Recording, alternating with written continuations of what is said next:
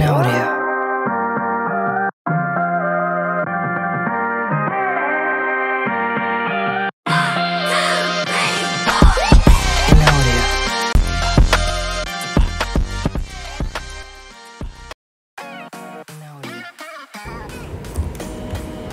Oke, assalamualaikum warahmatullahi wabarakatuh. Sampai jumpa lagi di video saya. Kali ini kita akan membahas tentang salah satu mata kuliah yang menjadi dasar bagi mahasiswa S1 Teknik Sipil ya, hidrologi, dengan materi yang lebih spesifik, yaitu adalah analisis hujan kawasan. Baik, di dalam analisis hujan kawasan ini kita akan melakukan review terlebih dahulu. Bahwasannya akan kita bahas ya, sekaligus akan diberikan contoh perhitungan secara sederhana mengenai metode rata aritmatika ya, metode aljabar, kemudian metode polyvertation, kemudian metode isoid. Dari beberapa metode ini ya, mereka memiliki keunggulan dan kelemahannya masing-masing. Tentu saja akan disesuaikan dengan kebutuhan oleh pengguna ya, dan disesuaikan juga dengan pendapat oleh ahli.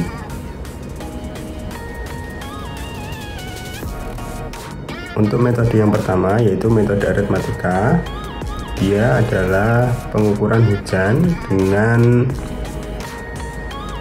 persamaan yang sangat sederhana ya, dimana diberikan suatu nilai kedalaman hujan ya, untuk nilai P1 hingga P2, P3 dan sebagainya, sampai didefinisikan untuk P dalam N itu artinya adalah jumlah stasiun atau angka stasiun hujannya dibagi dengan N, jumlah total stasiun hujan yang ditinjau. Nah, nanti dari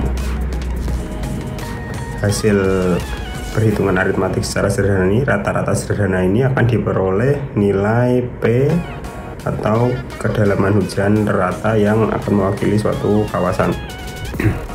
Untuk lebih mudahnya kita akan melakukan perhitungan secara langsung ya. Kira-kira di dalam suatu das atau daerah aliran sungai, pada gambar yang disajikan di samping ini saya ambil dari bukunya Prof. Bambang Triatmojo, Hidrologi Terapan. Di bagian kiri ini kita bisa saksikan bahwasannya ada studi kasus di das, ada 4 pos hujan ya, dengan nilai kedalaman hujan masing-masing, yaitu untuk A adalah 50 mm, B 40 mm, C 20 mm, dan D 30 mm. Nah, tugas kita adalah bagaimana cara menghitung hujan rata-rata kawasannya. Baik, karena tadi didefinisikan sebagai hujan kawasan rata-rata metode aritmatika ya, maka kita melakukan perhitungan secara sederhana ya. Tentu saja nilai kedalaman hujan di A kita ambil ya 50, kemudian kedalaman hujan di B 40, C 20 mm dan seterusnya. Kemudian kita bagi dengan N itu adalah jumlah stasiun hujan, yaitu 4, maka kita peroleh nilainya sama dengan 35 mm. Apabila stasiun A yang berada di luar das tidak diperhitungkan, maka hasilnya adalah demikian, 30 mm. Kenapa demikian? Karena posisi dari pos hujan A ini atau stasiun hujan A ini berada di luar das yang kita tinjau.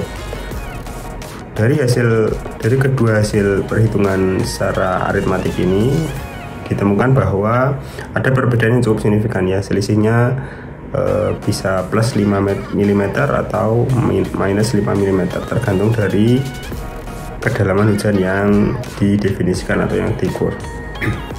Hal ini menunjukkan bahwasannya memang variasi hujan pada masing-masing stasiun memang relatif besar. Oleh karena itu, metode ini ya akan lebih sesuai apabila variasi hujan terhadap jarak artinya adalah jarak antar stasiunnya ini tidak terlalu besar. Oke, next. Kemudian ini adalah metode Polygon Tyson.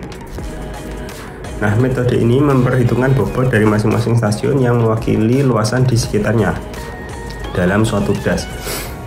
Agak sedikit berbeda memang dengan metode aritmatika. Dia ada faktor pembobotnya, yaitu luas daerah yang menjadi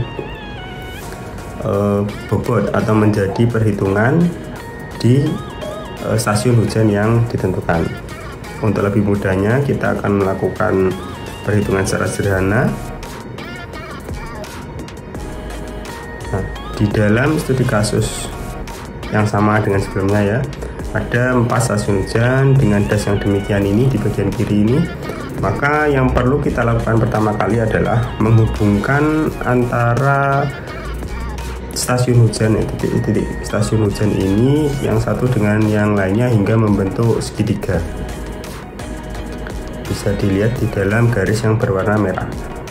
Kita hubungkan antara A ke C, B ke C, A ke B, begitu seterusnya, B ke D dan C ke D hingga membentuk poligon yang lebih besar. Nah, kemudian apa yang perlu kita lakukan adalah membagi dua garis ini secara proporsional ya, antara A dan B ini, dan membentuk sudut 90 derajat ya, tegak lurus. Titik berat garisnya itu kemudian kita tarik garis lurus yang bersinggungan antara garis yang sudah kita tentukan, garis maya yang sudah kita tentukan sebelumnya antara A dan B, posisi A dan B. Kemudian kita garis dengan garis warna ungu dan kemudian ketemu di dalam satu titik yang sama.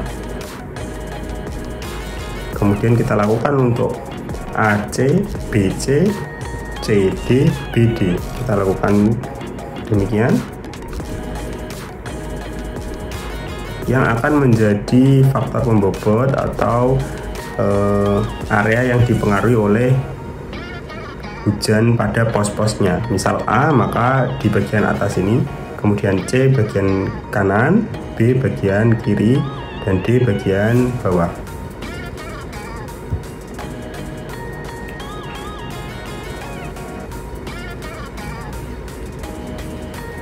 Kemudian yang selanjutnya adalah metode isoid. Nah, metode ini mungkin akan cenderung lebih sedikit kompleks ya daripada yang sebelumnya, karena memang di sini kita diperlukan untuk menghubungkan titik-titik yang memiliki jumlah curah hujan yang sama. Dalam metode isoid ini diasumsikan bahwa intensitas hujan di antara dua garis isoid bersifat seragam dan nilainya dianggap sebagai rata-rata dari kedua garis tersebut.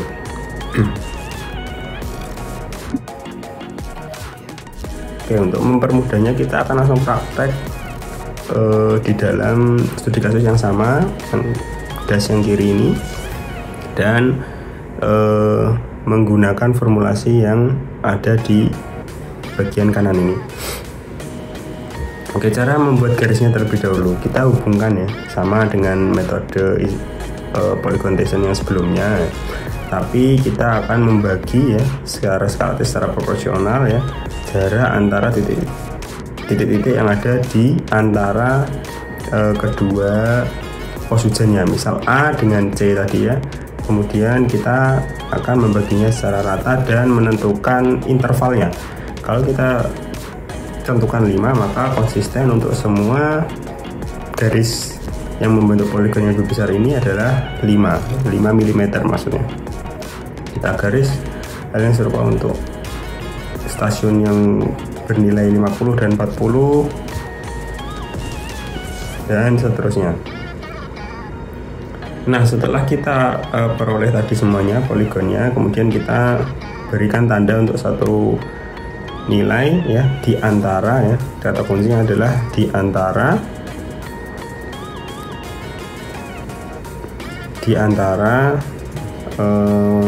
pos hujan yang kita hitung atau kita tinjau. Misal 20 dan 50, maka di situ ada 25, 30, 35, 40 dan 45.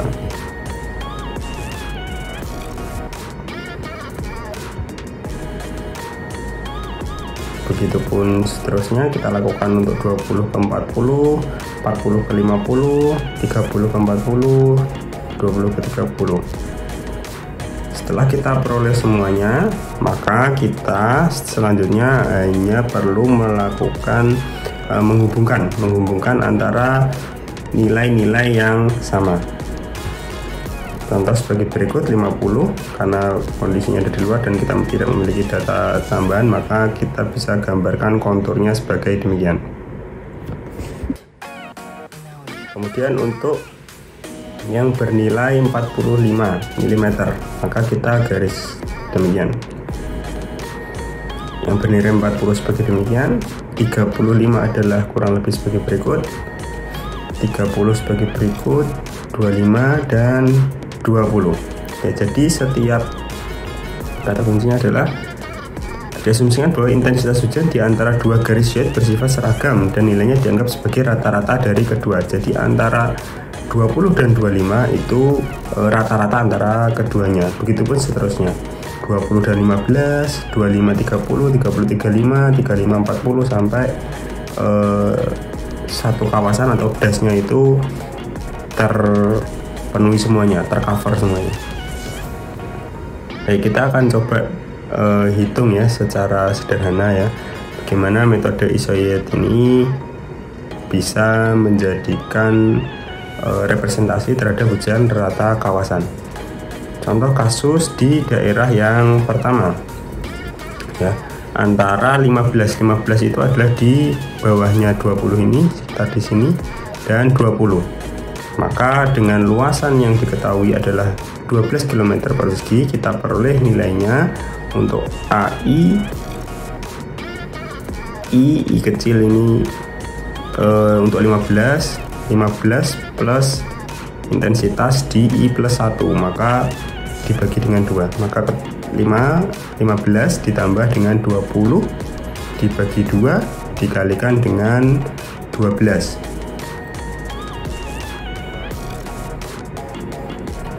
Dan ketemu hasilnya adalah 210. Begitupun untuk nilai pada daerah kedua di bagian sini ya, antara 20 dan 25. Kita ketahui dulu luasan antara yang kontur yang dibatasi di 20 dan 25 ini.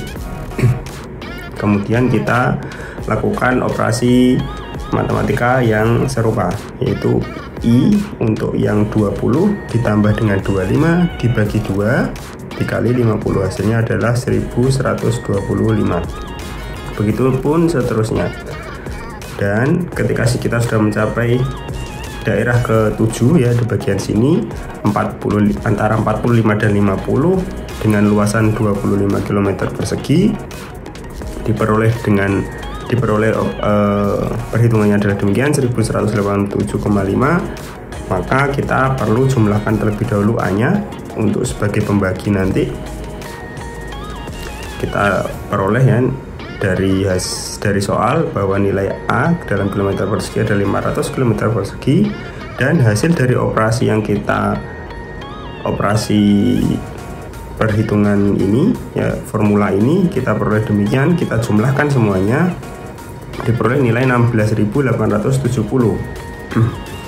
Untuk menghitung hujan rata kawasan, maka kita tinggal membagi 16.810 dibagi dengan 500. Ketemulah hasil yang merepresentasikan atau mewakili hujan rata kawasan di das tersebut adalah 33,74.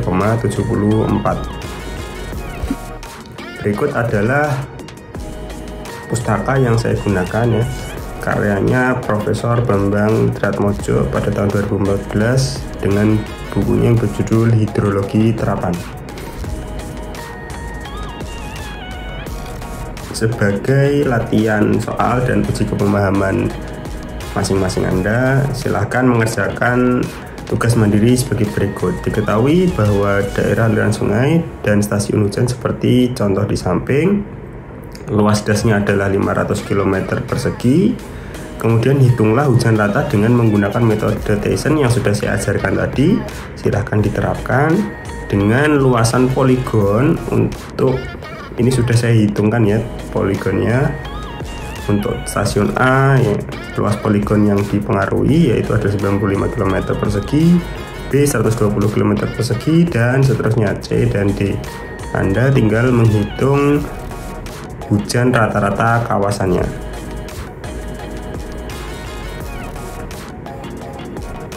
Baik, mungkin itu yang bisa saya sampaikan di dalam video pembelajaran kali ini. Saya akhiri. Assalamualaikum warahmatullahi wabarakatuh.